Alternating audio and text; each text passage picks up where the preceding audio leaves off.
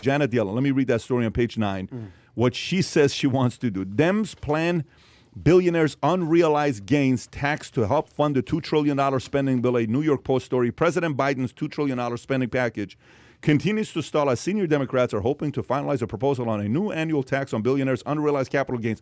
Let me read that one more time. Hoping to finalize a proposal on a new annual tax on billionaires' unrealized capital gains. Do you know what that means? They made money on an investment. They haven't taken the money out. The equities on that house, the equities in the company, the equities in the stock, they haven't taken the money out. Janet Yellen and Biden want to tax unrealized gains that hasn't been taken out by the individual, which is absolutely ludicrous. I mean, if somebody said this stuff 20 years ago, they would have said you've lost your mind, but it's becoming a reality today. We probably will have a wealth tax, says Nancy Pelosi, confirmed Sunday. The proposal, which is being reviewed by Senate Finance Committee Chairman Ron Wyden, a Democrat from Oregon, would impose an annual tax on unrealized capital gains on liquid assets held by billionaires. Treasury Secretary Janet Yellen said the proposal will likely only affect less than 1,000 of the nation's wealthiest citizens. I don't care if it's 1,000, if it's 500, if it's 10,000. Leave them alone. They keep creating jobs. I don't care what their net worth is. Let them keep creating jobs and have an incentive to create jobs. Because if they don't do what they do, you're going to take a hit. And by the way, again, it goes back down to why 1,000? Why are they the richest of the richest? How about the person that's worth 40 million? How rich is 40 million to a person making $15 an hour? Very rich. How rich is 10 million to someone that's making $15 an hour? How rich is $1 million to a person that's making $15? How rich is $500,000 cash and savings to a person that's making $15 an hour? Rich. So what's rich? Rich is only any taxes that you will not pay. So if Nancy Pelosi is worth $300 million, let's make sure we pay the taxes $1 billion so I don't have to pay any of it. Right. It's always, I don't want to experience the pain. You covered this a couple podcasts ago. Yeah, this ago. was like a month ago. It's always the person who's just a little bit richer than you, that's where you want to start. Yeah.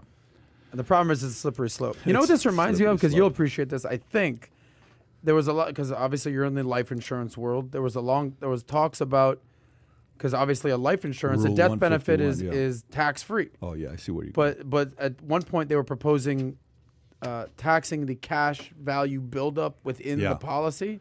Do you remember this? Of course I do. But that didn't pass, It was right? Rule 7702 that they wanted to eliminate to tax the cash value and the separate value, or a VUL or an IUL or all that stuff. Yeah. And it didn't pass, though. It didn't pass, yeah. And you know who was leading that? Elizabeth Warren. Was that DOL? Was that all that? Was Elizabeth that Warren okay? was leading. But by the way, the camp that's in right now is the camp that could do that. Yeah. That's the camp that's in right now. Well, to our last friend, was it Josh? I don't know, whoever, he said, well, why don't we just let them have what they want? Yeah. Listen, that's the whole point of America, is to have the debate, to have the ideas and find out which ideas are actually right. Gerard likes to say that Democrats are the gas and Republicans are the brakes. And there's two sides of the eagle, wherever you want to look at it. But that's the whole point of, all right, this is the idea I want to go with. Hell no, we're not doing that idea. And then at some point there needs to be a compromise. And that's the problem in America right now, is that everyone's entrenched on their sides. Let's coalesce in the middle. By the way, the Bitcoin community is thinking that if hyperinflation happens, Bitcoin's going to go to 100,000, 500,000, $1 million. That's what Bitcoin that's why thinks. Jack Dorsey's probably saying hyperinflation. Maybe. He's very big in crypto. Do you really think he needs another $1 billion? No, $5 but billion, he's $10 billion? Look, Cash App, Square, he's very big. Like when Bitcoin had their conference, but do you think he was the guest speaker. Now, here's the other part. You know, is it Peter Schiff, the gold guy? Yeah, he's thinking that gold's going to take off with this, and gold's going to go to a whole different level. Look, the idea is the following. This is going to happen. Own non-duplicatable assets. Keyword, own non-duplicatable assets. Very simple. Are NFTs non-duplicatable assets? To that community, it is as non-duplicatable as it can be. Let me answer your question, by the way. You said, do you think he cares about another $1 billion? Jack Dorsey? Do you think he's a little bit competitive? Okay. Dorsey? So when you look around and he sees the Zuck's worth $100 billion. But even in a case he like that, sees it would Elon Musk worth 200 something billion, the Bezos 150 billion, and he's worth, what is he worth? I don't know. I'm guessing 10 billion. I don't know. Who? He is 14. 14. You don't think he's a little competitive, saying I got to get to 100 some point? But even in that case, I don't think so. He's not going to be the competitive. only one. I think he skyrocket. I'm not saying he's not. By the way, I love what Rodolfo Ramirez just said. You can vote your way into socialism, but you cannot vote your way out. What a powerful thing to say. You can vote your way into socialism. You cannot vote your way out. Rodolfo, that is extremely powerful quote you just posted right now. But yeah, I don't think that's what he's driven by. I just tell you, let me talk to the investor. Let's talk to the investor, the person that's listening to this right now. Is this probably a good time to own a little bit of gold? Maybe. Is this a good time to own a little bit of crypto? Maybe get a little bit of Ethereum, get a little bit of whatever, maybe.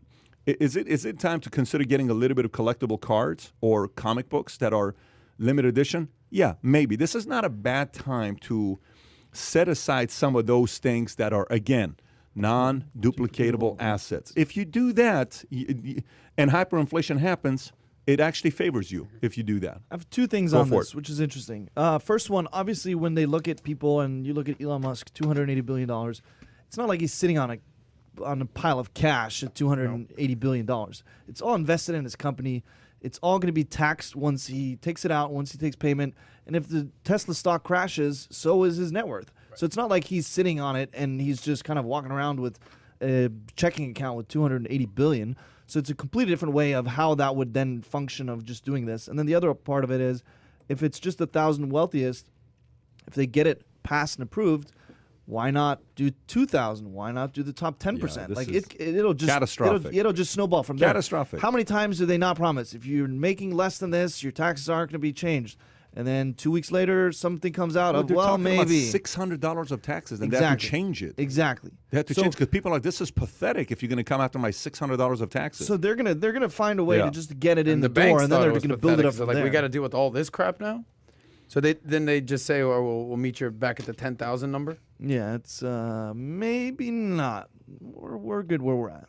So if you enjoyed this little short segment from the podcast that we did, here's another short segment to watch. Or if you want to see the entire podcast, click over here. Take care, everybody. Bye-bye.